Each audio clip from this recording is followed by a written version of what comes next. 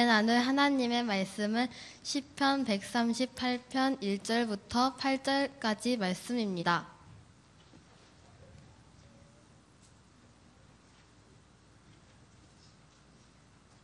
다 찾으신 줄 알고 제가 봉독하도록 하겠습니다.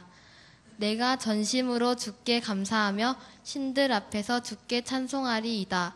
내가 주의 성전을 향하여 예배하며 주의 인자하심과 성실하심으로 말미암아 주의 이름에 감사하오리니 이는 주께서 주의 말씀을 주의 모든 이름보다 높게 하셨음이라. 내가 간구하는 날에 주께서 응답하시고 내 영혼에 힘을 주어 나를 강하게 하셨나이다. 여호와여, 세상의 모든 왕들이 주께 감사할 것은 그들이 주의 입의 말씀을 들음이오며 그들이 여호와의 도를 노래할 것은 여호와의 영광이 크심이니이다.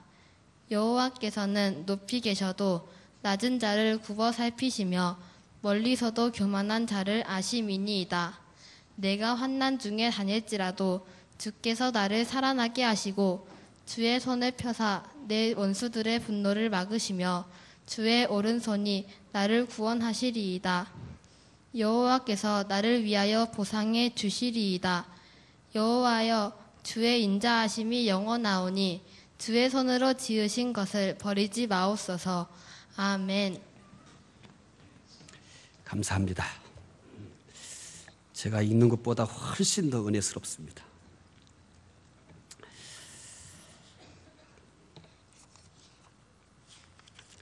지난주 외울 말씀 요한일서 4장 10절입니다. 함께 외우겠습니다. 사랑은 여기 있으니 우리가 하나님을 사랑한 것이 아니요 하나님이 우리를 사랑하사 우리 죄를 속하기 위하여 화목제물로 그 아들을 보내셨습니다. 요한일서 4장 10절 말씀. 금주 외울 말씀 요한일서 5장 4절입니다. 함께 읽겠습니다. 무릇 하나님께로부터 난 자마다 세상을 이기느니라. 세상을 이기는 승리는 이것이니 우리의 믿음이니라. 요한일서 5장 4절 말씀. 아멘. 오늘은 추수감사절입니다. 추수감사절에 하나님께 감사드리기에 오늘 예배에 참석하신 모든 성도 여러분들에게 하나님의 은혜와 평강이 함께 하시기를 바랍니다. 특별히 우리 유치부 어린이 한번 대답해 보세요. 유치부 어린이 5명밖에 없나요? 다시 한번 부를게요. 유치부 어린이 10명 됐네요. 다시 한번 불러볼까요? 유치부 어린이 20명 됐어요. 다시 한번 불러볼게요. 유치부 어린이 이제 전체가 됐네요. 우리 유치부 어린이들에게 하나님의 축복이 함께하기를 바랍니다.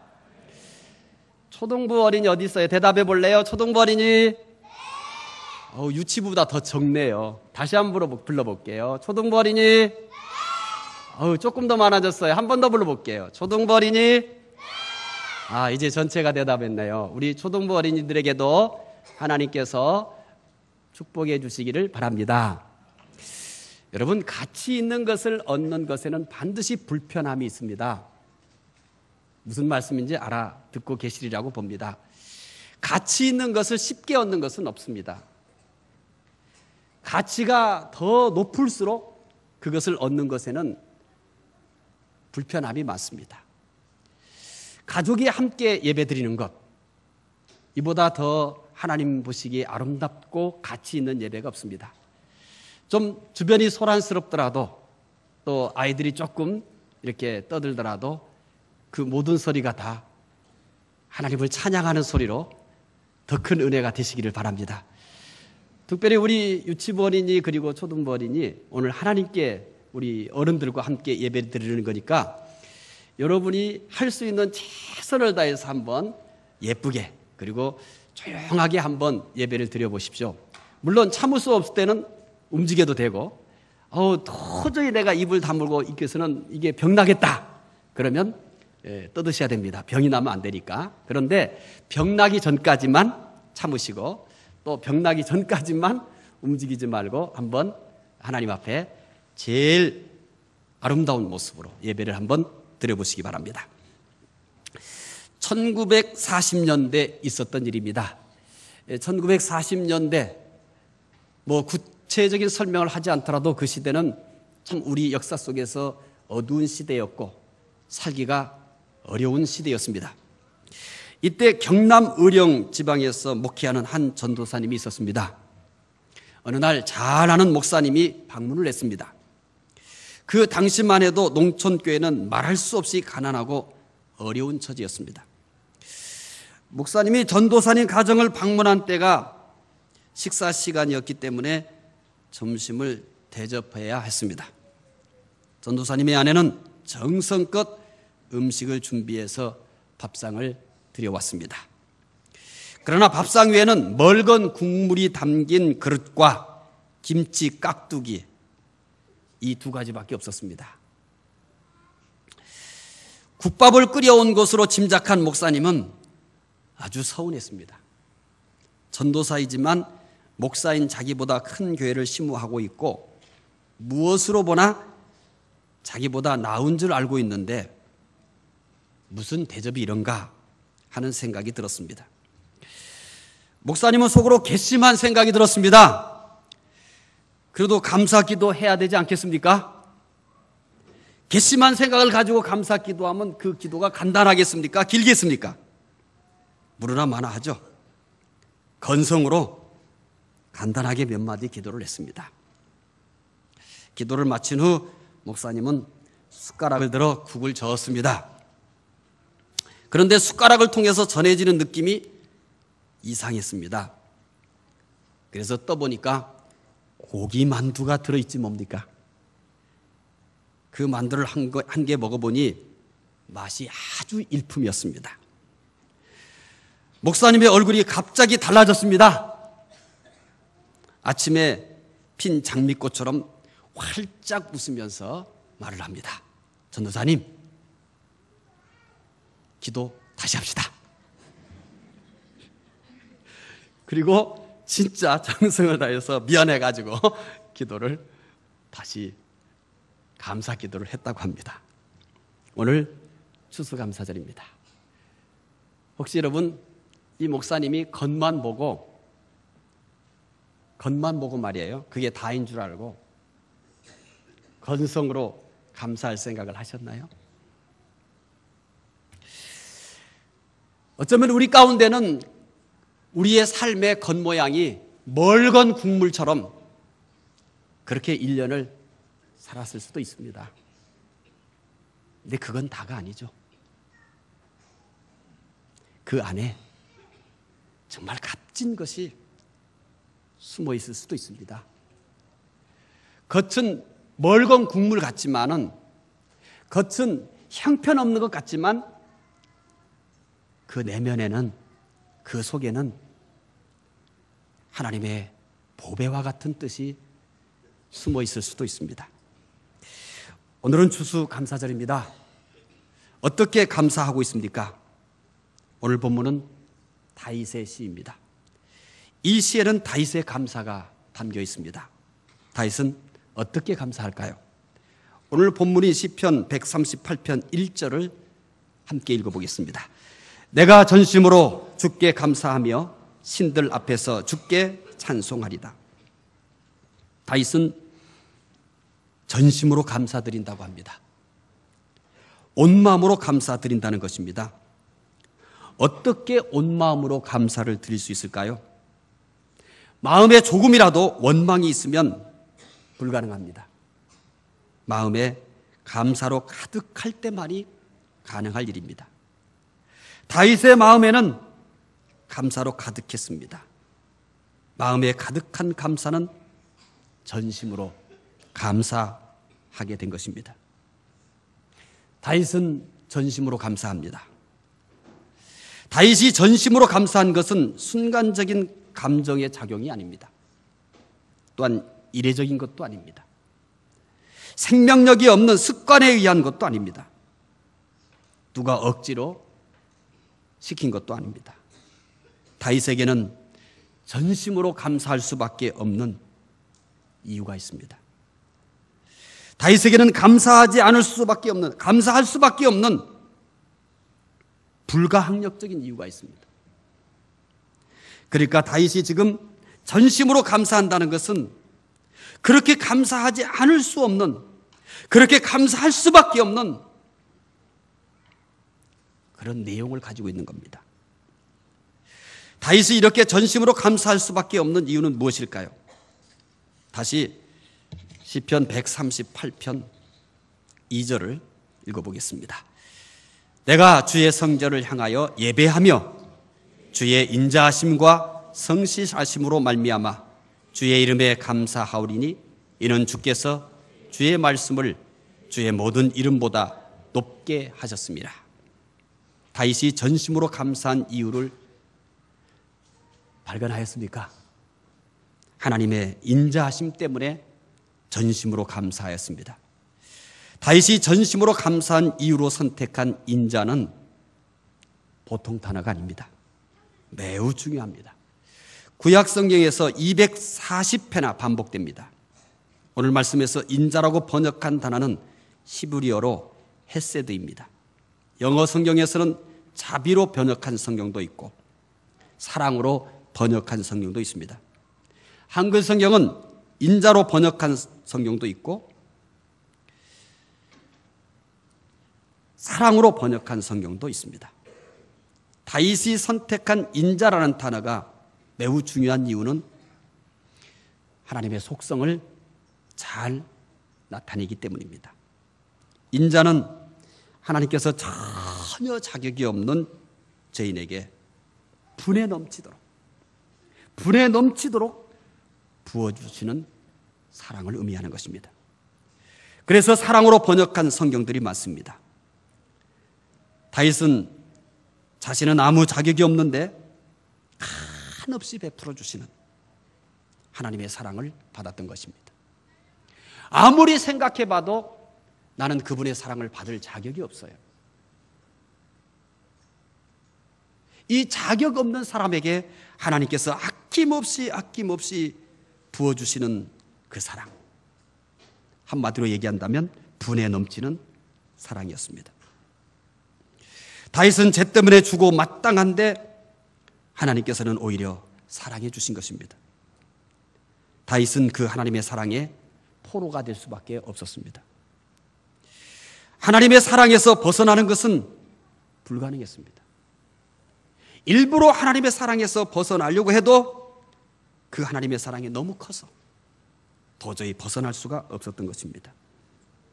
여러분은 무엇이 보배입니까? 오늘 만약에 이 순간에 여러분에게 누군가가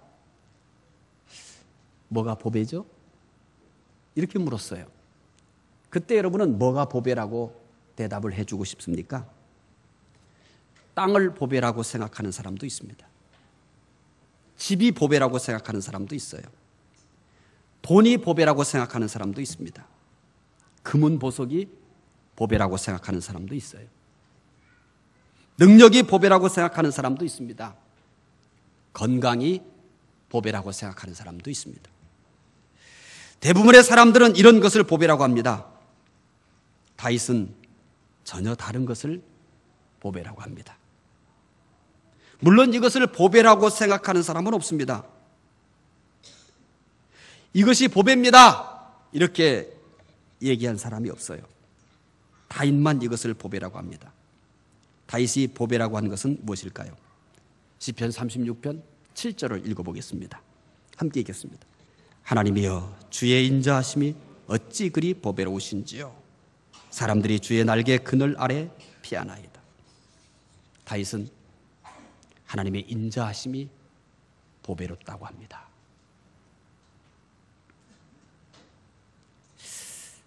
여러분, 우리가 지금까지 신앙생활을 하면서 하나님 앞에 여러 가지 많은 것들을 고백했을 거예요. 근데 다윗처럼 이렇게 고백해 보신 적은 있으신가요? 하나님 인자하심이 보배입니다. 하나님의 인자하심이 세상의 그 어떤 것보다 보배입니다. 하나님의 인자하심과 비교될 수 있는 보배는 없습니다.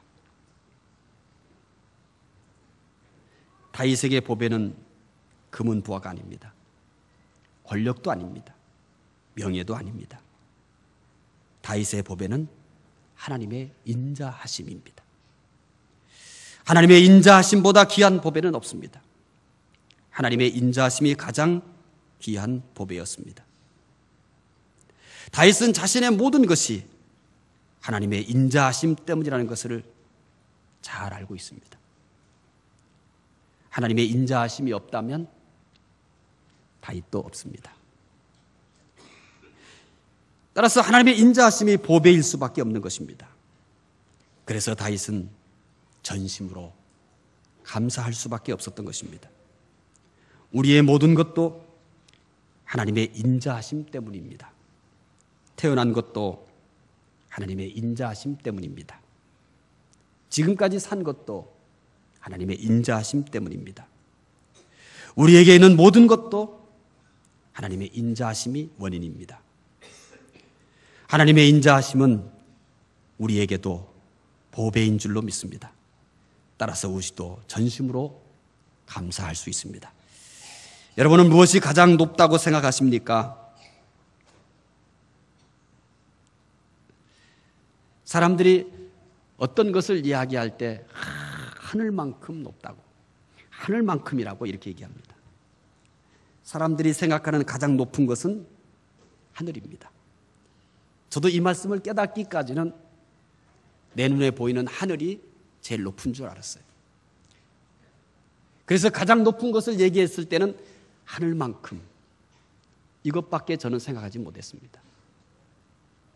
하늘만큼. 여러분들은 어쩌면 하늘보다 높은 것을 깨닫고 계신 분도 있을지 몰라요. 저는 이 말씀을 깨닫기 전까지는 가장 높은 것이 저는 하늘밖에 없다고 생각했어요. 그래서 제일 높은 것을 생각할 때는 언제나 하늘, 하늘 이렇게 생각했어요. 그런데 여러분, 하늘보다 높은 것이 있다고 한다면 어떻게 생각하시겠습니까? 하늘보다 높은 것이 있다? 아마 누군가가 하늘만큼 높다고 이렇게 얘기하는데, 야, 하늘보다 높은 것이 있어 이렇게 얘기하면 눈을 동그랗게 뜨고 쳐다볼 겁니다. 하늘보다 높은 게 어디 있어? 아마 모두 미쳤다고 할 겁니다. 여러분, 모두 미쳤다고 할 사람이 있어요. 하늘보다 높은 것이 있다고 하는 사람이 있어요. 오늘 생각을 한번 바꾸세요. 다윗입니다. 다윗은요, 하늘보다 높은 것이 있다고 합니다. 도대체 하늘보다 높은 게 뭘까요? 시편 108편 4절에 보면 하늘보다 높은 것을 말하고 있습니다. 시편 108편 4절 읽어보십시다. 함께 읽을까요? 주의 인자하심이 하늘보다 높으시며 주의 진실은 궁창까지. 아멘. 이 말씀을 묵상하면서 이 말씀을 설교한다는 것이 너무너무 하나님 앞에 죄송했어요. 그냥 이 말씀, 저는 그냥 이 말씀을 생각하면 은혜거든요. 무슨 설명을 붙인다는 것이 구차하고 이 말씀보다 어떻게 더 자세한 설명을 할 수 있을까? 이게 설교자의 한계입니다. 그냥 읽으면 될 걸. 저는 참 많이 은혜 받았어요. 제가 지금까지 예수 믿으면서 심지어 목사라고 하면서도 이런 고백을 해본 일은 없어요. 아니, 그런 생각 자체가 해본 적이 없어요. 그런데 다윗은 뭐라고 고백해요? 주의 인자하심이 하늘보다 높으십니다. 저는 언제나 하늘 아래 있었어요. 하늘 아래 있었어요. 그런데 다윗은 하늘을 초월한 사람이에요. 저는 하늘밖에 보지 못했어요. 그런데 다윗은 하늘 너머를 본 사람이에요. 하늘 너머를 볼 수 있었어요. 하늘 너머에 있는 것을 봤어요. 저는 못 봤어요. 그래서 이 말씀을 보면서 커다란 감동과 은혜가 되면서, 야,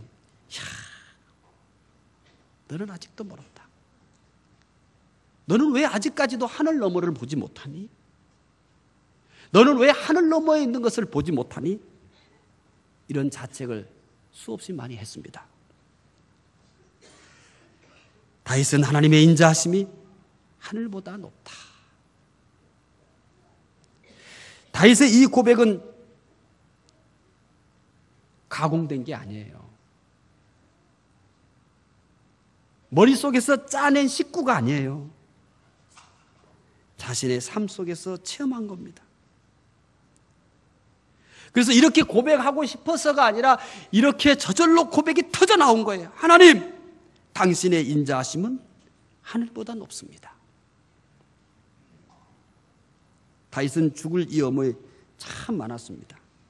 자신의 죄 때문에 죽어 마땅한 사람입니다. 사울의 칼에 죽은 목숨이나 마찬가지일 때도 있었습니다. 전쟁터에서 죽을 위험에 처하기도 했습니다. 그런데 그 모든 죽음의 위험을 벗어났습니다. 그 이유는 오직 하나로만 설명이 가능합니다. 다윗은 그 이유를 오직 하나로만 설명할 수 있습니다. 하나님의 인자하심입니다. 하나님의 인자하심으로 살았던 것입니다. 다윗의 생명은 하나님의 인자하심의 결과였습니다. 그러니 하나님의 인자하심이 하늘보다 높다고 할 수밖에 없습니다. 하나님의 인자가 하늘보다 높으니 여러분 어떻게 전심으로 감사하지 않을 수 있겠습니까? 오늘 우리는 어떻습니까? 오늘 우리도 우리 자신을 지켜서 이렇게 있는 것은 아닙니다. 아무 자격도 없지만, 있는 것이라고 하는 죄밖에 없지만 하나님의 인자하심으로 오늘 우리가 여기에 있는 것입니다. 하나님의 인자하심은 오늘 또 하늘보다 높습니다.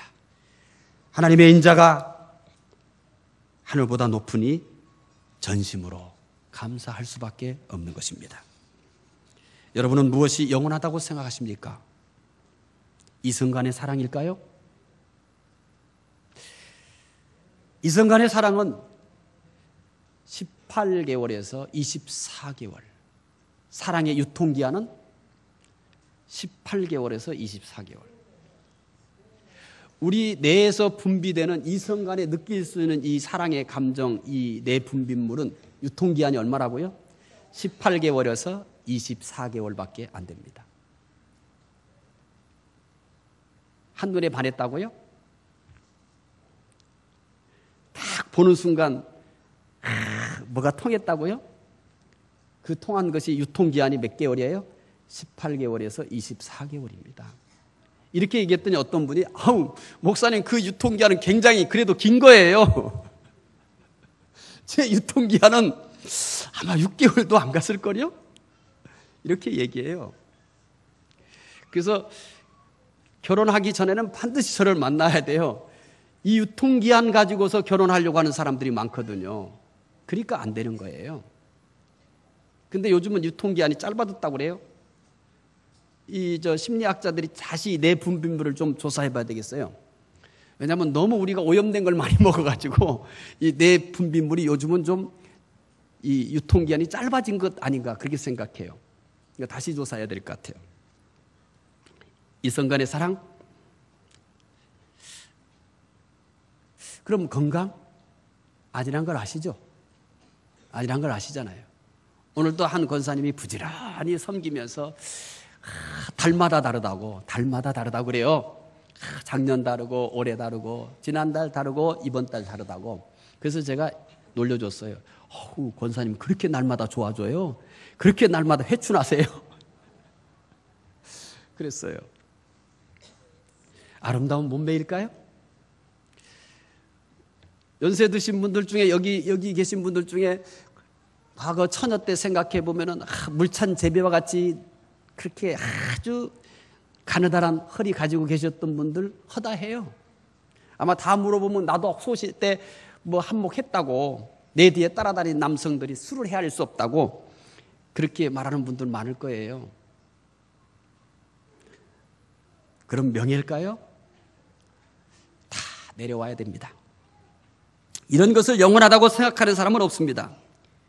신앙이 없는 사람도 이런 것을 영원하다고 하지 않습니다. 잠시라고 합니다. 아주 잠시 말이에요.